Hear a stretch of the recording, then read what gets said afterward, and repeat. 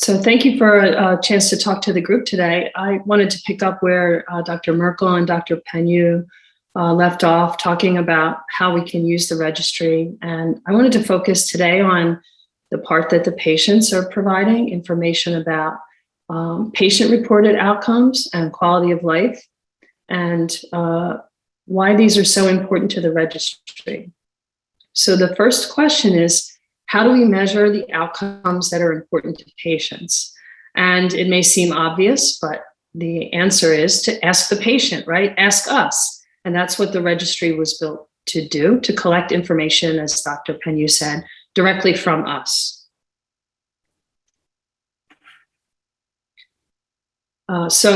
Patient-reported outcomes, or PRO, right? This is information about you that is reported by you, or what they refer to as self-reported. So this isn't what your doctor says about you, it's what you report. And that may be different than what your doctor thinks. And many of these questions relate to assessing quality of life. This would be how your vasculitis impacts all the different aspects of your life, from your physical health and the manifestations of the vasculitis to its impact on your mental health, your social health, your ability to work, your ability to interact with others in your family. So these are the two main domains to answer these questions. So what exactly are patient-reported outcomes, PROs, and quality of life measurements? Well, many of us are already experts or pros at this kind of stuff, because we fill out these forms all the time. So I'm going to show you a few examples.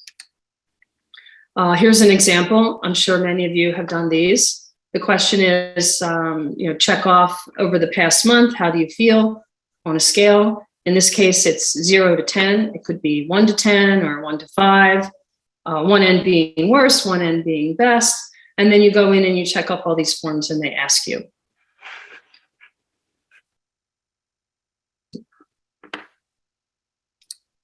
Many of these are divided into different domains, as they call. So there may be questions about your personal relationships, what kind of tests you may be doing, how you feel with your mental health, finances, how are you doing with sleep, diet and exercise.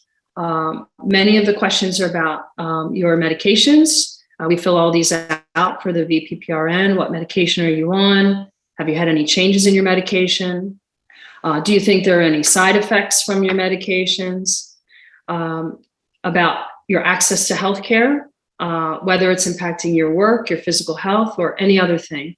So you design the questions in each of these areas and then bring them to the patients to gather the information. And they can get into quite a lot of detail. So for example, here's a breakdown of the kind of questions they might ask about money, because in the US especially, access to healthcare may have a financial impact on whether or not you're able to fill your medications and things like that. And all of this is going to impact your care. So it's important to capture this information. And I just wanted to do a shout out for the SNOT-22. It's my favorite name for a form that we fill out. I'm sure many of us are familiar with this because EGPA definitely affects many of us in the sinonasal category. And I just love the name. So doctors really do have a sense of humor about these things. Now I wanted to show you a little bit of data from publication by some of the docs who are working on vasculitis. You may recognize their names. And this is about the AAV-PRO, or an ANCA-associated vasculitis patient-reported outcome. So this would be questions specifically for people with AAV. And as Dr. Merkel mentioned, AAV includes GPA and MPA and EGPA. So this would be on all three of those, but it's definitely directly relevant to EGPA.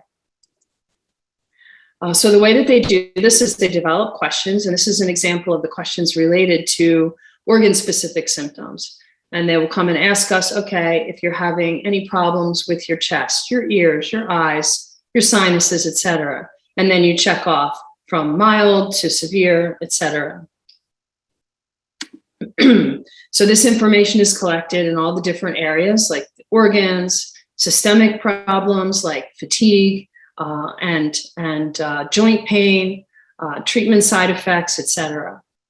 So they collected all this information, and then they looked at the results. And here's an example. The patients were 626 patients involved in this study, and they looked in each of the different areas. So you have from none or mild is in the light blue, all the way up to severe, which is in the dark blue. And each of these columns is a different question. Like here's the question about chest that I showed you, about ear.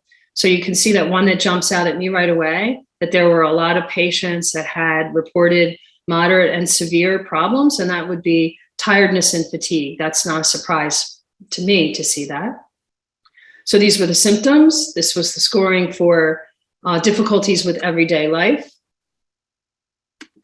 And then here's a assessment of the social and emotional impact. So you can see concerns about weight, worried about effects of treatment. These are some of the big areas that we reported were challenges.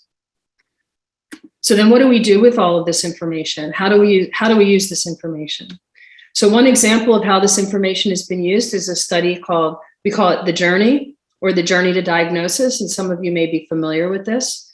And this was the outcome of the assessment through the VPPRN, where patients coming into the registry filled out a set of surveys that questioned them about how long it took them from the first symptoms to how many doctors they had to see and what kind of specialties until they were finally able to reach a diagnosis of EGPA. So what do we want to do next? So there are a whole bunch of different studies that we're considering. We're going to talk a little bit more about that later on today. But these are some of the questions that we might ask. One is related to disease activity and what we call the burden of EGPA. And one of the questions could be, what do patients need to understand better about their EGPA? And then what do doctors need to understand better about patients who have EGPA? And how are these the same and how are these different? So maybe we can even get the doctors to fill out some forms too, and then we can compare the answers to those questions. And there are a number of other things that we can look at, like stress, economic impact, what the different symptoms contribute to patients' quality of life. And we're going to ask some questions about some of these during the breakout session. So I'm going to stop here and turn it back over to Kaylin. Thank you, Jen, so much. And as many of you might have noticed in the chat, we actually had some comments. So AAV-PRO, we actually, the VPPRN was involved in that, in the validation of AAV-PRO, which we now use in other studies. And so many of you who might have been enrolled in the VPPRN for several years actually participated in that and helped with the validation of the study and tool, as well as with the Journey study. So it's nice to see some of that coming full circle and really knowing the impact of your own participation, because it doesn't just go into the ether. And that's something we certainly want to continue to improve upon, is the dissemination of research results and really helping our entire patient community, not just those that are highly engaged, understand how meaningful your participation is. So thank you all so much for continuing to participate and for engaging at this level.